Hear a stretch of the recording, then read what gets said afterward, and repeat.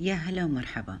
الجيمات أو العوامة أو لقمة القاضي معروفة من حلويات الشرقية الشهيرة جدا، وخاصة في شهر رمضان، وما شاء الله الحين كل وقت قاعد يسوونها. راح أعرض لكم إن شاء الله طريقتها بمكونات بسيطة وسهلة، وحتى الصبة طريقتها شلون تصبونها تصير سهلة عليكم. تبون عوامات حلوة مثل اللي أنا مسويتها؟ تابعوني وسووا اشتراك وفعلوا زر الجرس. نبدي بسم الله.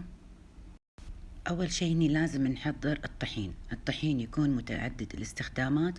نحتاج 4 أكواب منخولين، ضروري تنخلونهم. بالإضافة إلى راح نحط ملعقتين ممسوحين كبار من الخميرة الفورية، ونحط بعد ملعقتين كبار ممسوحين من السكر عشان نشط تفاعل الخميرة. وراح نخلي ربع ملعقة صغيرة ملح، ونخلي أيضا ملعقة كبيرة من النشا اللي تعطيها قرمشة، ونحط ربع ملعقة هيل. احنا نحط الهيل والزعفران مع القيمات، هذا عندنا احنا أساسي في القيمات الخليجية. وأيضا تقدرون تستغنون عن المكونين.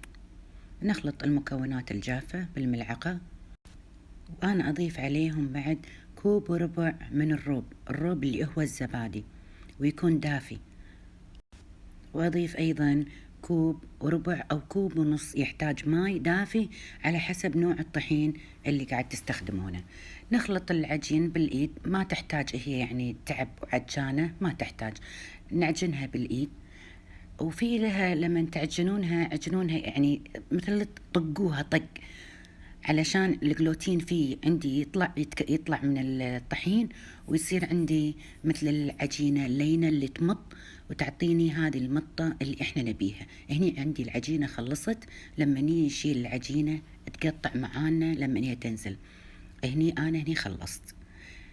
نغطي العجينة ونتركها تتخمر ساعة إلا ربع إلى ساعة، أو إلى تقلونها، ماكو مشكلة.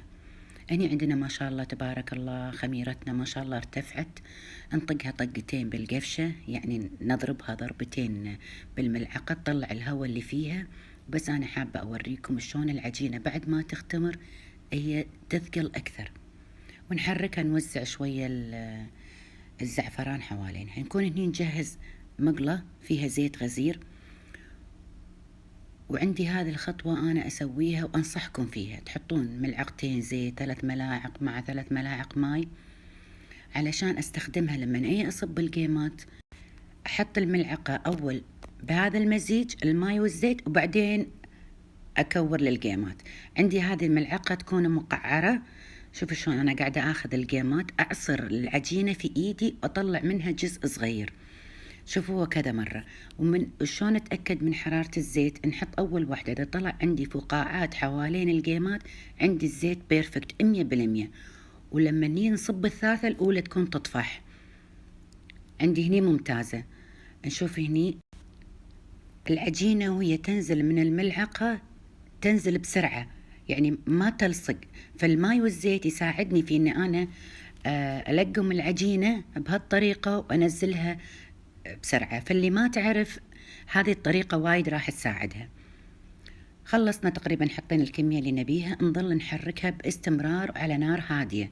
في ناس تحركها تقلبها، في ناس تدورها بهالطريقة اللي يريحك. المهم ان الحركة تكون مستمرة علشان نضمن ان جميع جوانب القيمات تاخذ اللون الاشقر الحلو. هني في ناس هني توقف خلاص تحطها في الشيرة، وفي بعد يحبون يصير لونها على ذهبي أكثر. ونشيل القيمات نحطها بالشيرة، الشيرة تكون باردة طبعا، ونقلبها بالشيرة إلى لما نتأكد أن القيمات كلها تغلفت بالشيرة.